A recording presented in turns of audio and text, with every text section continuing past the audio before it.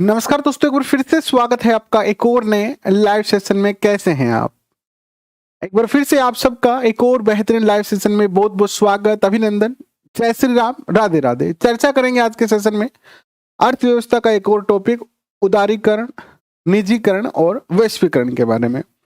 वैसे तो विद्वान साथियों, हमने पूरा सिलेबस कर रखा है, अभी रिविजन क्लास हमने आपके लिए शुरू कर रखी है। और इसके अलावा हम क्लास तो डेली चल ही रही है अपनी, लेकिन कुछ बच्चों के अभी मन में यह है कि सर आप हमें करंट अफेयर करवाओगे कि नहीं करवाओगे। तो करंट अफेयर के डाटा तैयार हो रहे हैं, बहुत जल्दी करवाएंगे और प्रिंट वाली पीडीएफ देंगे आपको। प्लस राजस्थान अध्ययन के भी डाटा तैयार हो रहे हैं, वो भी बहुत जल्दी आपको मिल जाएंगे। अभी एक दो दिन जो है वो 2 क्लास है, जैसे ही डाटा तैयार हो गए फिर 4 क्लासें आपकी जो है शुरू कर दी जाएगी। पेपर की पीडीएफ सेंड नहीं की? बिल्कुल किए यार, पेपर की पीडीएफ आपने देखी नहीं शायद। पेपर की पीडीएफ तो मैंने सेंड करी है आपको, बिल्कुल आप चेक करो।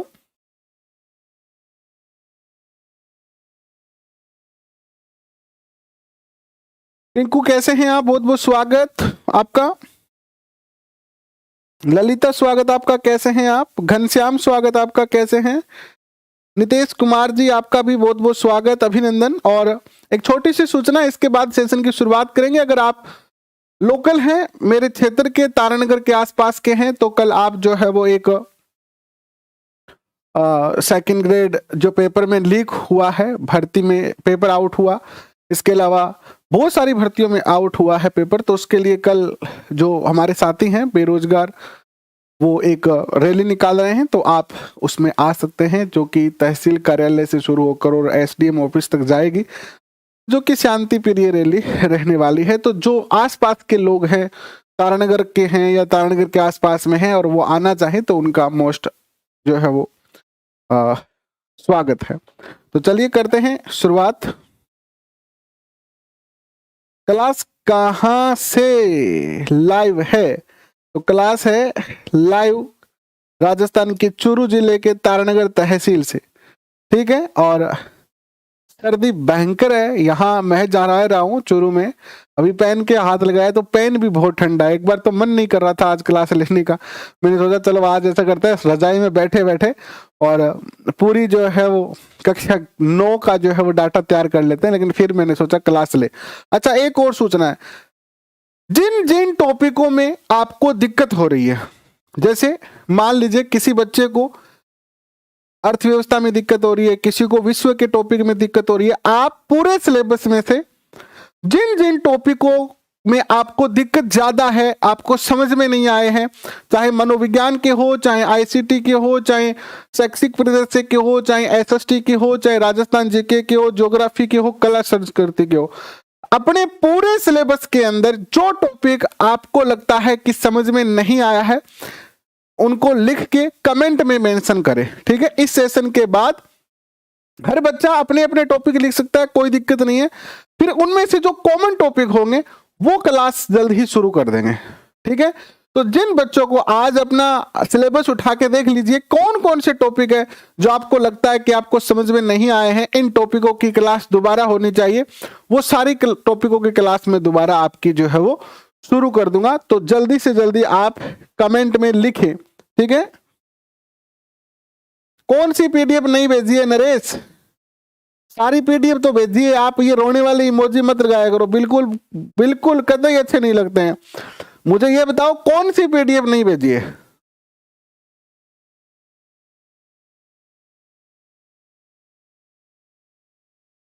टेस्ट बंद नहीं हुए, टेस्ट के लिए मैंने कहा है कि 15 तारीख को आएंगे 5 टेस्ट, फिर 30 तारीख को 5 टेस्ट आएंगे। वो तो एक टेस्ट केवल हमने करके देखा था ताकि हम अपनी आगे की योजना बना सके। नरेश बताओ क्या पीडीएफ नहीं भेजी है? सारी पीडीएफ टेलीग्राम पे डाल रहा हूं यार, फिर भी आप ऐसे करोगे, रोने की इमोजी लगाओगे तो फिर रोते ही रहोगे, फिर तो मैं क्या कर सकता हूं। चलिए चर्चा करते हैं उदारीकरण, निजीकरण और वैश्वीकरण के बारे में।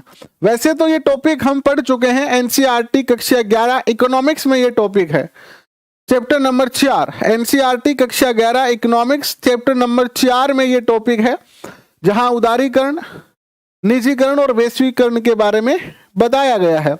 आइए इस पे अपन विस्तार से जो है वो चर्चा करते हैं। देखिए थोड़ा पहले मैं आपको लिखा के समझाता हूं, फिर पूरा अपने पास लिखा हुआ है उसी से मैं आपको समझा दूंगा। यहां से जो क्वेश्चन आएगा वो तथ्य बेस्ड क्वेश्चन आएंगे, आंकड़ों के क्वेश्चन बहुत कम आएंगे, तथ्यों पर आधारित क्वेश्चन आएंगे। एक क्वेश्चन यहां से पूछे जाने की संभावना जो है वो रहेगी।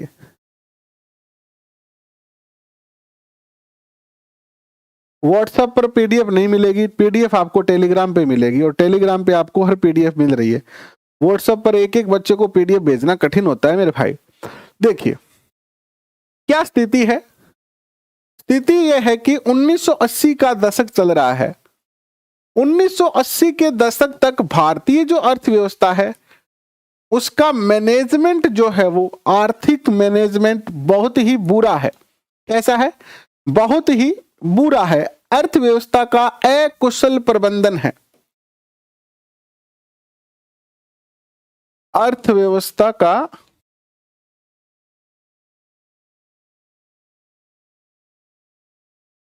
अकुशल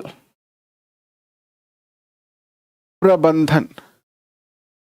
मान लीजिए अकुशल प्रबंधन क्या होता है, मान लीजिए आप कमा तो रहे हैं 100 रुपए और खर्चा कर रहे हैं 150 रुपए का।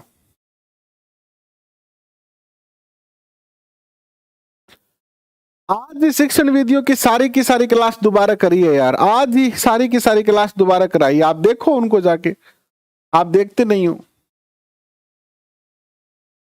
जैसे कोई व्यक्ति 100 रुपए कमा रहा है और खर्चा कर रहा है 105 रुपए का, तो ये क्या है? आपका अकुशल मैनेजमेंट है। अगर आप 100 रुपए का खर्चा कर रहे हो तो ठीक है, कल जितना कमाया उतना खाया। लेकिन 100 रुपए कमा रहे हो, 105 रुपए का खर्चा कर रहे हो, तो ये अर्थव्यवस्था का अकुशल प्रबंधन कहलाता है। ऐसी स्थिति में हम धीरे धीरे कर्ज में डूबते जाएंगे, हम और ज्यादा गरीब होते जाएंगे। तो 1980 के दशक तक लगभग ऐसा ही था, और हमारी अर्थव्यवस्था का मैनेजमेंट सही तरीके से न होने के कारण 1990 का जो दशक है, 1990 के अंदर हमारी हालत बहुत खराब हो गई। इसको ऐसे समझिए कि एक व्यक्ति है मोहन नाम का, ठीक है, मोहन नाम का व्यक्ति है, और ये महीने के मान लीजिए कि 10,000 रुपए कमाता है, और इस 10,000 में से ये जो खर्चा करता है, ये तो कमाता है ये, और अपने दोस्तों के साथ मिलकर पार्टी पुर्टी करके इधर से उधार ले लिया, उधर से उधार ले लिया, और 12,000 रुपए का खर्चा कर रहा है। ऐसा ज्यादा दिन तो नहीं चलेगा ना, 2-3 महीने चला, 2-3 महीने से चला दिखाने के लिए। जैसे आजकल क्या है, सोशल मीडिया का टाइम है। क्या है आजकल? सोशल मीडिया का टाइम है। लोग दिखावा ज्यादा करते हैं, और दिखावे के चक्कर में क्या कर लिया, महंगे महंगे वस्त्र खरीद लिए, आईफोन, है ना, गाड़ियां, ये वो, दिखावे के लिए ऐसा कर लिया। जब हाँ आप पैसे कमा रहे हैं अच्छे खासे तो करें, अगर आपके पास अर्थव्यवस्था है, पैसा है तो कर भी सकते हैं। लेकिन आजकल एक और स्कीम चल रही है, ईएमआई स्कीम, लोन लेके काम करना। और किसी बंदे ने क्या करा, मोहन नाम के व्यक्ति ने लोन ले लेकर अपना वीआईपी स्टेटस दिखाने के लिए क्या कर लिया, बहुत ज्यादा खर्चा कर डाला। क्या कर डाला? बहुत ही ज्यादा खर्चा कर डाला। अब देखो एक सिचुएशन उसकी ऐसी आ जाएगी कि उसके पास लोन चुकाने के लिए या अपने घर का भरण पोषण करने के लिए भी क्या नहीं बचेगा, पैसा नहीं बचेगा।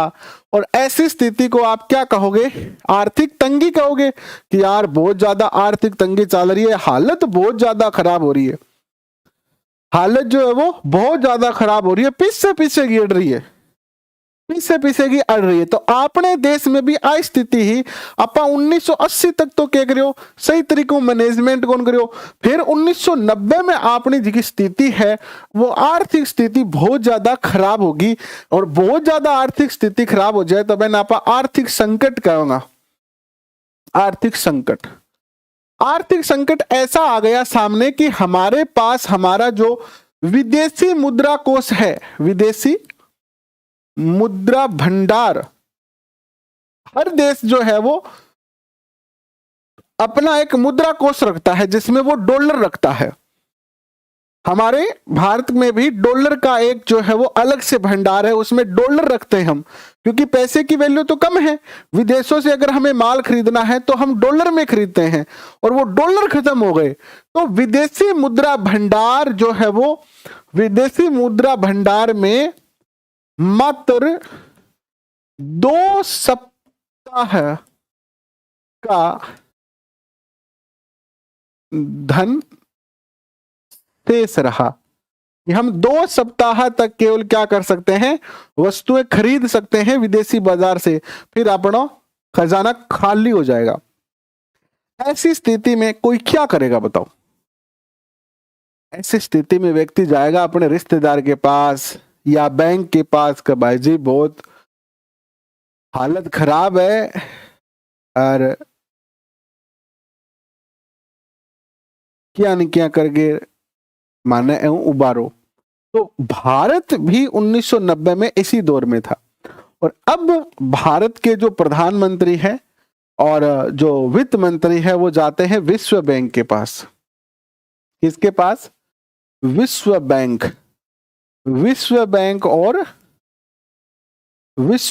और किसके पास जाते हैं? विश्व बैंक और अंतर्राष्ट्रीय मुद्रा कोष के पास जाते हैं। अंतर्राष्ट्रीय मुद्रा कोष, इनसे सहायता मांगते हैं कि हमारी सहायता करिए, हमारे देश की स्थिति बहुत ज्यादा खराब है, हम आर्थिक संकट के मुहाने पे खड़े हैं, अगर इसी तरीके से हमारी स्थिति रही तो हमारे देश में आर्थिक संकट आ जाएगा। और ये जो 1990 का लगभग दौर था, 1990 के करीब का 91-92, यहाँ हमारे देश में बहुत ज्यादा महंगाई थी, पैसे की बहुत ज्यादा किल्लत आ गई थी लोगों के पास, और ऐसी कंडीशन में जो है हम विश्व बैंक के पास जाते हैं। क्वेश्चन पूछा जा सकता है विश्व बैंक की स्थापना कब हुई, पूछा जा सकता है। तो विश्व बैंक की स्थापना जुलाई 1944 में हुई, 1944 में। अंतरराष्ट्रीय मुद्रा कोष की स्थापना कब हुई? तो ये भी जुलाई 1944 में ही होती है, जुलाई 1944 में ही इसकी स्थापना होती है। दूसरा क्वेश्चन पूछा जा सकता है कि इसके सदस्य देश कितने हैं? सदस्य देश 189 देश हैं। कितने हैं? 189 देश हैं, जबकि अंतरराष्ट्रीय मुद्रा कोष के जो सदस्य देश हैं वो हैं इसके 190 सदस्य हैं। इसके जो वर्तमान अध्यक्ष हैं, अध्यक्ष कौन है इसके वर्तमान में? विश्व बैंक के वर्तमान अध्यक्ष कौन है? तो डेविड मालपान। कौन है? डेविड मालपान। पूछा जा सकता है कि अंतर्राष्ट्रीय मुद्रा कोष के विश्व बैंक के अध्यक्ष कौन है? डेविड मालपान इसके जो है वो अध्यक्ष हैं, जबकि इसकी जो अध्यक्षा है वर्तमान में, अध्यक्ष इसकी जो है वो है क्रिस्टालिना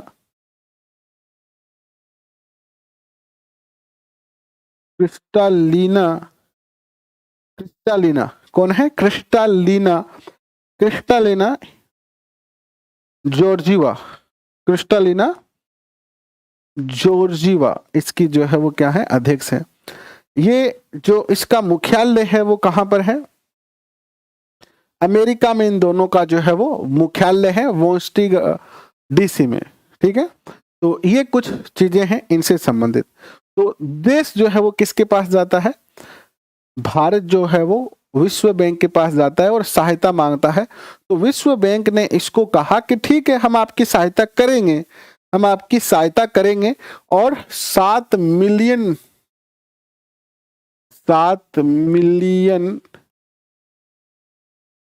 डॉलर का इनको जो है वो लोन दिया। कितने का दिया? 7 बिलियन डॉलर का जो है वो भारत को लोन दिया।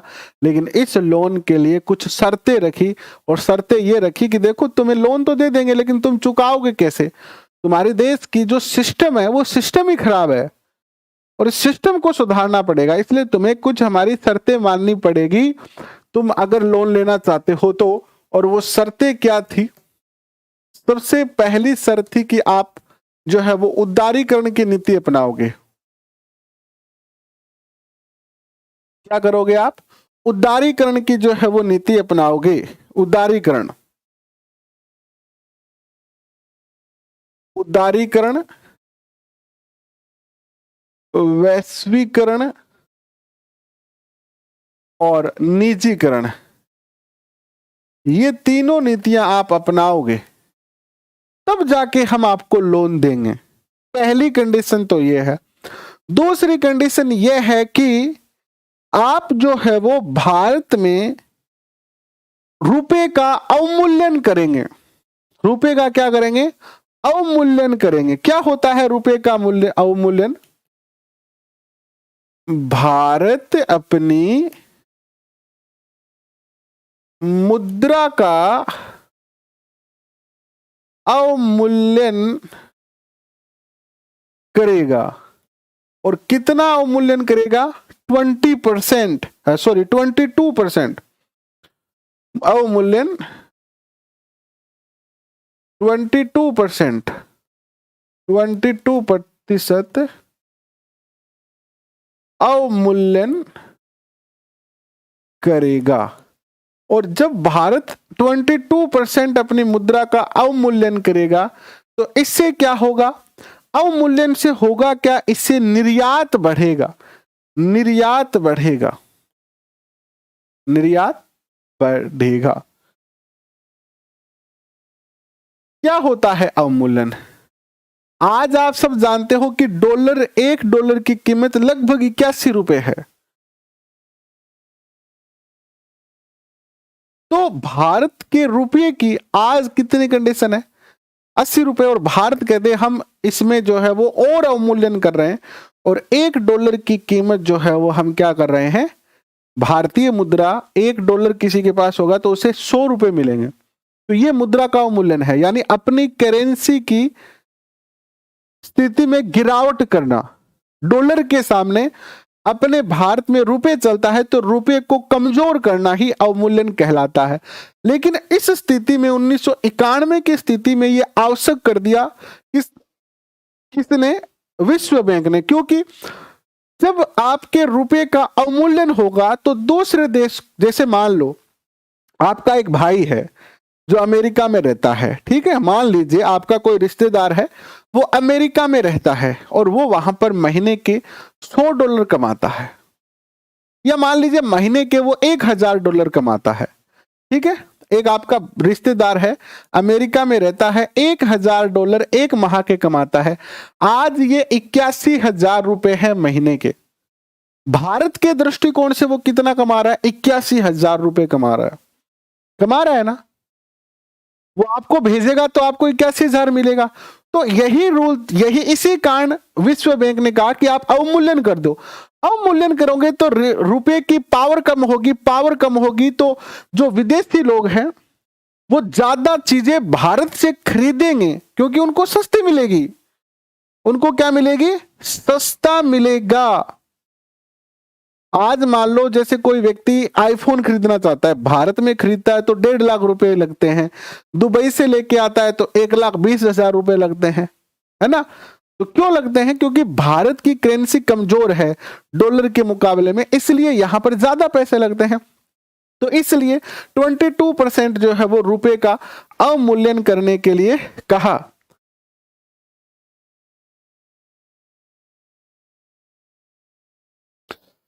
फॉर्म तो फिल कर सकते हैं, लेकिन रिजल्ट अगर 19 जनवरी तक या 21 जनवरी, लास्ट डेट क्या है फॉर्म की? 21 जनवरी है ना, यानी 21 या 19 जनवरी जो भी है, लास्ट डेट से पहले रिजल्ट आता है तो आप योग्य माने जाओगे, वरना आप अयोग्य माने जाओगे। बस इतनी सी बात है।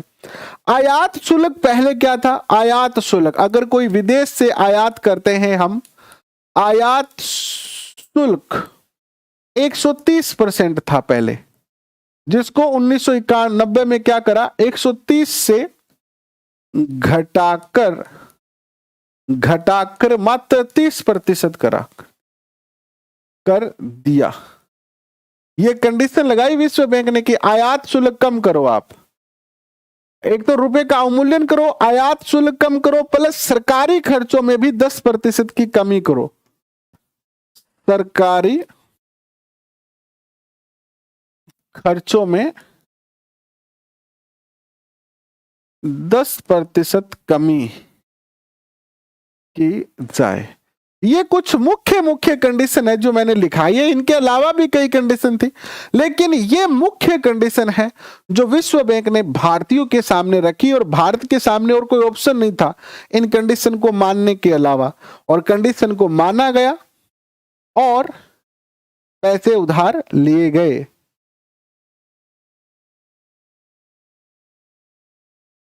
अभी देखो, माध्यमिक शिक्षा बोर्ड ने ऐसा कोई नोटिफिकेशन जारी नहीं किया है कि 82 नंबर वाले योग्य हैं, आपके लिए कोई नोटिफिकेशन जारी नहीं किया है अभी। 23 जुलाई 1991 को नई आर्थिक नीति पेश की गई सरकार के द्वारा। 23 जुलाई 1991 को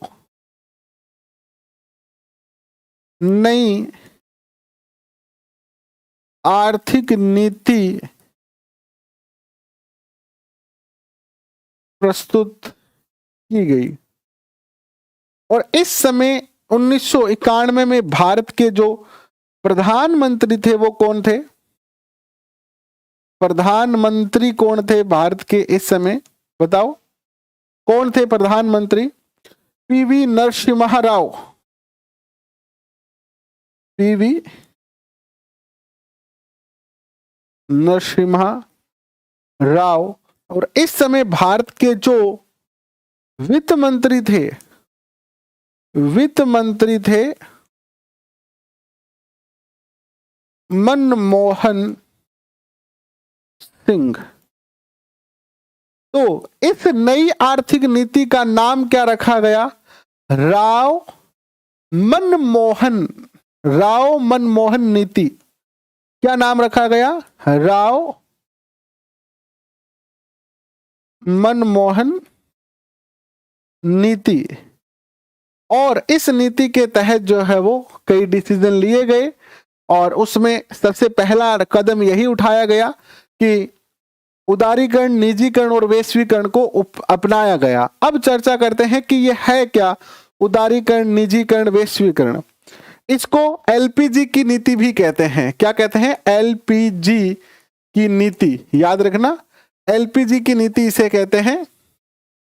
क्या कहते हैं इसे? एलपीजी की नीति। उदारीकरण,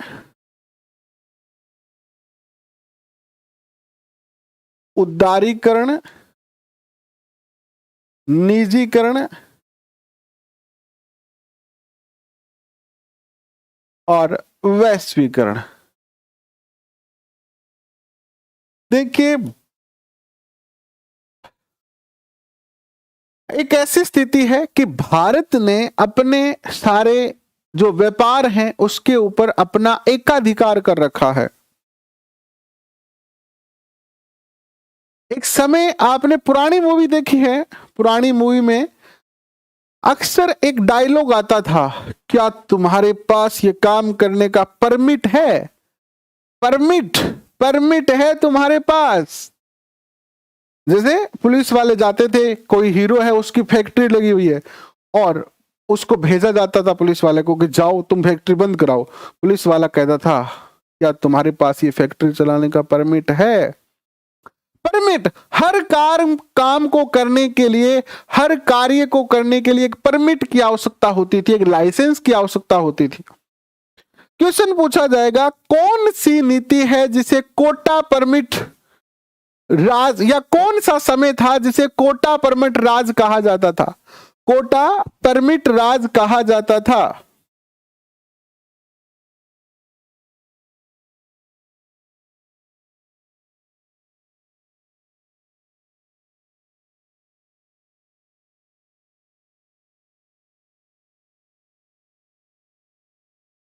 फॉर्म आप भर सकते हैं, मैंने आपको ये नहीं कहा कि फॉर्म नहीं भर सकते हैं, लेकिन आपके अगर सेमेस्टर वाइज है तो चारों सेमेस्टर क्लियर होंगे तभी तो आप ग्रेजुएशन कर पाएंगे ना, तभी तो आपकी ग्रेजुएशन होगी, वरना ग्रेजुएशन कैसे होगी आपकी, है ना। मान लो कि आपका पेपर भी हो गया है और रिजल्ट नहीं आया है अगर, तो भी आप योग्य नहीं माने जाते हो, लेकिन फॉर्म भर दो, कोई दिक्कत नहीं है।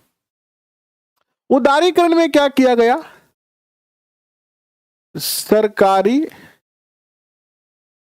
नियंत्रण कम किया गया, है ना, किया गया।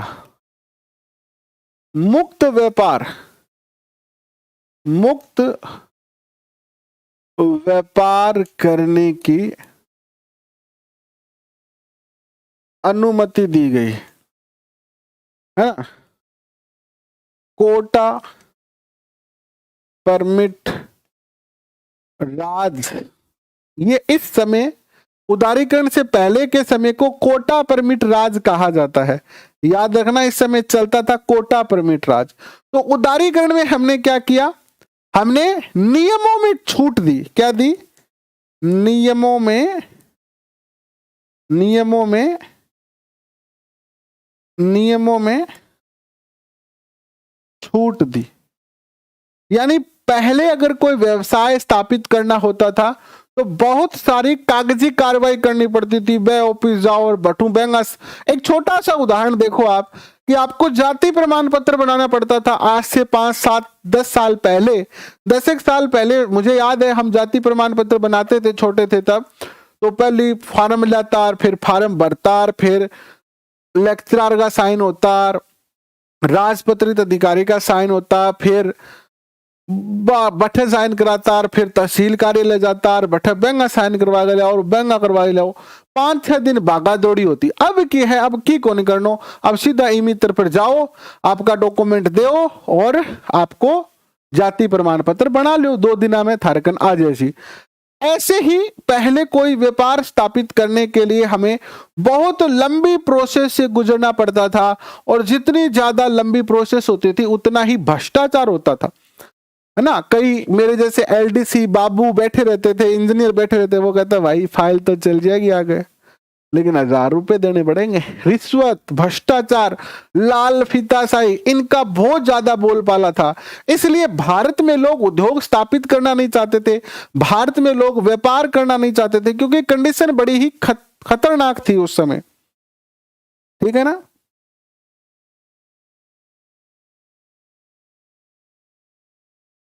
इसके बाद अगर हम चर्चा करते हैं तो निजीकरण। निजीकरण में क्या होता है? जो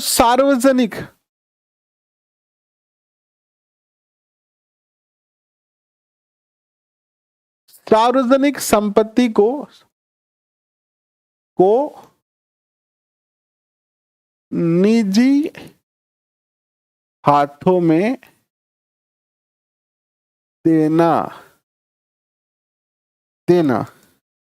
आजकल अभी थोड़े दिन पहले जब चुनाव थे तो उस टाइम कांग्रेस बार बार कहती थी कि इस मोदी जी ने ये बेच दिया, और मोदी जी ने वो बेच दिया, और मोदी जी ने ये फलाना बेच दिया, ढिकड़ा पहुंच दिया, पूरा देश बेचना चाहते हैं। एक्चुअली आप अगर देखोगे, ये जितनी भी सरकारी कंपनियां थी, इनको बेचने का कार्य शुरू किया था कांग्रेस ने। किसने किया था? कांग्रेस ने 1991 में जब इन्होंने निजीकरण को अपनाया था, तो इन्होंने क्या किया? बहुत सारी सरकारी जो कंपनियां थी, सार्वजनिक कंपनियां या सरकारी जो संपत्ति थी, उनको बेचा इन्होंने। और ये तर्क देते हुए बेचा कि सरकार का कार्य कंपनियों को चलाना नहीं है, शासन चलाना है, क्योंकि सरकार को इनमें बहुत ज्यादा लॉस हो रहा था। रेलवे में, बीएसएनएल में, इनमें क्या हो रहा था? घाटा हो रहा था। इसीलिए निजीकरण को अपनाया और इन सार्वजनिक कंपनियों को, इन सार्वजनिक संपत्तियों को, सार्वजनिक कंपनी कर देता हूं यहां पर, इन सार्वजनिक कंपनियों को क्या करा गया? बेच दिया गया। सार्वजनिक कंपनी बेचना। बेचने का अर्थ क्या हो गया कि या तो आप पूरा 100% बेच दो, या आप 50-50% अंश बेच दो। जैसे शेयर जारी होते हैं ना मार्केट में किसी कंपनी के, तो जैसे 49% शेयर बेचती है ना, तो अंश में या फिर पार्ट में बेच सकते हो आप, या पूरा भी बेच सकते हो, है ना। इसको क्या कहते हैं? विनिवेश कहते हैं। एक तो होता है इन्वेस्टमेंट करना, एक होता है डिस इन्वेस्टमेंट करना, पैसे निकाल लेना। जैसे आपने कहीं पैसे डाले और वहां से आपको हानि हो रही है, उस कंपनी में आपको प्रॉफिट नहीं हो रहा, तो आप क्या करोगे कुछ समय के बाद? यार भाई मेरे तो कौन जच्चा, मैं मेरा पैसा वापस काटूं। तो सरकार ने भी क्या करा, डिस इन्वेस्टमेंट कर दिया। जिस कंपनी में सरकार ने पैसा लगाया उससे उसने वापस निकाल लिया, तो इसे विनिवेश कहते हैं। क्वेश्चन पूछा जाएगा विनिवेश, विनिवेश किसे कहते हैं? तो किसी सरकारी कंपनी से, यानी सरकार का अपनी कंपनी से पैसे वापस निकाल लेना। और पैसे वापस कैसे निकलेंगे? जब आप उसे किसी को बेच दोगे। मान लो आप एक मोटरसाइकिल लेके आ गए और लाने के बाद आपको लगा कि यार ये मेरे तो काम का नहीं है, मेरे तो पैसे लग गए, चाहे मेरे 2-4 हजार घाटा हो जाए, लेकिन मैं बेच दूंगा, बेच दूंगा तो पैसे वापस आ जाएंगे। तो बस ठीक यही किया।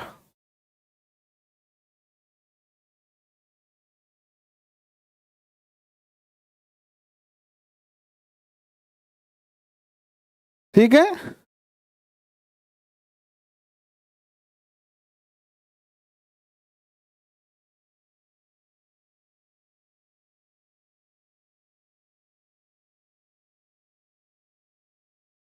इसके बाद देखो तीसरा आता है वैश्वीकरण।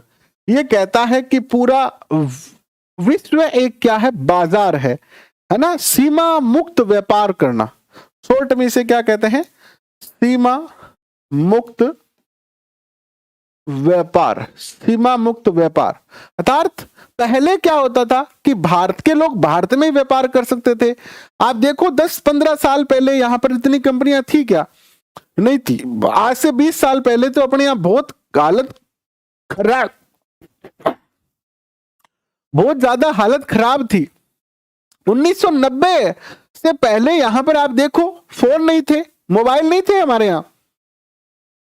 1990 से पहले नई नई टेक्नोलॉजी कोई नहीं थी हमारे यहां। लेकिन 1990-91 के बाद जब वैश्वीकरण को अपनाया गया, तो जाके विदेशों की कंपनियों के दरवाजे खुले भारत के लिए, और यहाँ पे नया नया इन्वेस्टमेंट आता है और भारत में अपना कार्य करता है। ये तो बेसिक चीजें हो गई जो आपको समझनी है। यहां से भी बहुत सारे क्वेश्चन आएंगे। अब बात करते हैं थोड़ा सा एनसीईआरटी क्लास 11 क्या कहती है। ये कहती है कि आर्थिक सुधार 1991 से भारतीय अर्थव्यवस्था स्वतंत्रता के बाद भारत में मिश्रित अर्थव्यवस्था है। भारत की अर्थव्यवस्था कैसी है? मिश्रित अर्थव्यवस्था है। भारत ने किस प्रकार की अर्थव्यवस्था को अपनाया हुआ है? मिश्रित अर्थव्यवस्था को अपनाया हुआ है। देखो एक होती है, 3 प्रकार की अर्थव्यवस्था होती है, पूंजीवादी अर्थव्यवस्था, समाजवादी अर्थव्यवस्था और एक होती है मिश्रित अर्थव्यवस्था। पूंजीवादी जी अर्थव्यवस्था उसी में के होगो का बाजार के ऊपर राज होगो, कहेंगो पूंजीपतियांगो।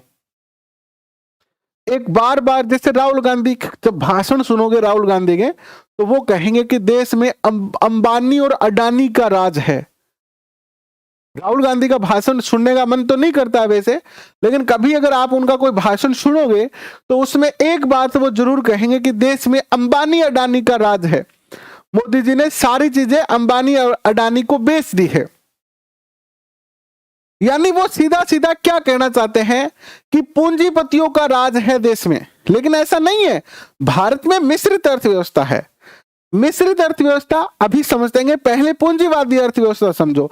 ऐसी अर्थव्यवस्था जिसमें सभी आर्थिक नीतियां और लाभ केवल व्यापारियों को ध्यान में रख के बनाए जाए।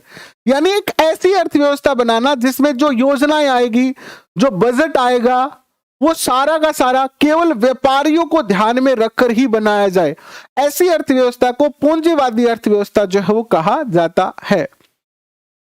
यानी इसमें केवल उद्योगपतियों का ही विकास होता है, पैसे वालों का ही विकास होता है, गरीब का कोई भला नहीं होता है, गरीब के लिए कोई योजना नहीं होती है। दूसरी अर्थव्यवस्था है समाजवादी अर्थव्यवस्था। इसमें सभी आर्थिक नीतियां समाज कल्याण के उद्देश्य से होती है। इसमें सारी की सारी जो नीतियां होती है वो कैसी होती है? समाज के लिए होती है, समाज के लोगों के लिए होती है, उनका भला करने के लिए होती है। जैसे राजस्थान में फ्लैगशिप योजनाएं आपने पढ़ी, विधवा पेंशन योजना है ना, पालनहार योजना, निःशुल्क दवा योजना। ये सारी योजना क्या है? ये सारी योजना कैसी योजना है? समाज कल्याण की योजना है। तो भारत में पूंजीवादी योजना भी है और भारत में समाजवादी योजना भी है। यानी जब भी हम कोई नीतियां लेके आती है हमारी सरकार, तो उसमें वो देखती है कि जो उद्योगपति है उनका भी फायदा होना चाहिए और जो गरीब आदमी है, सामान्य आदमी है, उनका भी फायदा होना चाहिए। तो इस प्रकार की अर्थव्यवस्था जिसमें पूंजीवादी और समाजवादी दोनों अर्थव्यवस्थाओं का गुण हो, उसे मिश्रित अर्थव्यवस्था कहते हैं। ठीक है, तो भारत में मिश्रित अर्थव्यवस्था है। 1991 में आर्थिक संकट आया, वो मैं आपको बता चुका हूं क्यों आया। इसके बाद हमने आर्थिक संकट के कारण क्या थे, 1980 के दशक में अकुशल प्रबंधन था, घाटे की वित्तीय प्रबंधन था, अंतरराष्ट्रीय व्यापार जैसे कच्चे तेल आदि के आयात करने के लिए डॉलर के भुगतान करना था। आर्थिक संकट के समय $7 बिलियन का जो है हमने उधार लिया, जिसकी कुछ शर्तें थी। उदारीकरण की नीति अपनाएंगे, शर्त ये थी। निजी क्षेत्र पर लगे प्रतिबंध हटाएंगे, यानी निजीकरण करेंगे, ये थी शर्त। अनेक क्षेत्रों पर सरकारी हस्तक्षेप को हम कम करेंगे, ये भी हमारी शर्त थी, है ना। और 1991 में नई आर्थिक नीति लागू की गई। ठीक है, ये हो गया उदारीकरण, निजीकरण। इसके लिए हमने दो प्रकार की नीतियां अपनाई, एक तो स्थायित्वकारी उपाय और एक रचनात्मक सुधार हमने किए। ठीक है, याद रखना हमने क्या किए, दो प्रकार की नीतियां, एक तो स्थायित्व वाली और एक रचनात्मक सुधार वाली नीति अपनाई। स्थायित्वकारी उपाय क्या है? स्थायित्वकारी उपाय है अल्पकालीन, यानी कुछ समय के लिए। जैसे मान लो आप कोई पैसे की समस्या है आपके पास और आपने कुछ समय के लिए, जैसे अभी आपको पता है कि 50 दिन पेपर के बचे हैं, तो एक मेरे को लड़के ने फोन किया था 10 एक दिन पहले, गुरुजी आप मेरी थोड़ी आर्थिक सहायता करो। मैंने कहा यार भाई, मैं तो खुद आर्थिक रूप से इतना ज्यादा मजबूत हूं नहीं, क्योंकि मेरे तो सब कुछ सेशन फ्री रहते हैं, तो मेरे पास पैसे केवल कहीं यूट्यूब से ही आते हैं, वो भी बहुत ही कम पैसे आते हैं।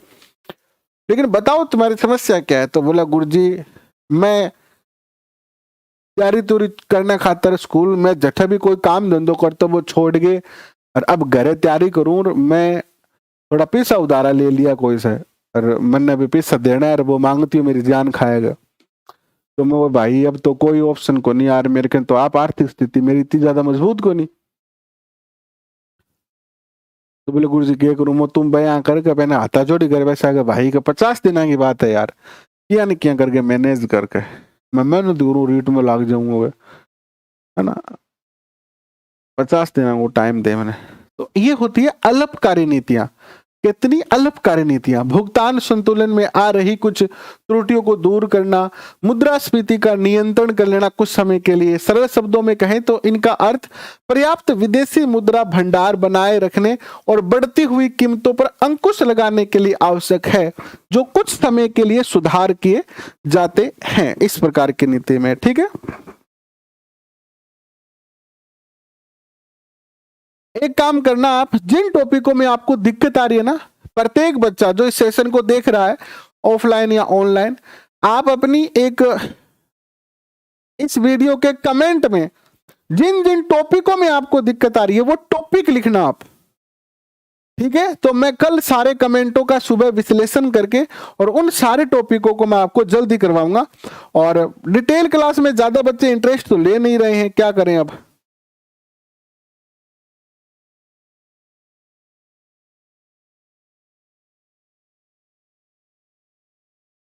प्रजामंडल और 1857 की क्रांति मैंने दोनों करवा रखी है, दोनों करवा रखी है। फिर भी आपके जो भी टॉपिक में समस्या आ रही है आप कमेंट में लिखना। आज थोड़ा स्वास्थ्य खराब है इसलिए इस सेशन को इतना ही करेंगे, बाकी आगे कंटिन्यू कर रखेंगे। ठीक है, थोड़ा सा स्वास्थ्य में दिक्कत है। और आप सारे बच्चे अपने लिस्ट बना के जल्दी से जल्दी भेजो, फिर उनमें से कॉमन टॉपिक शुरू करें।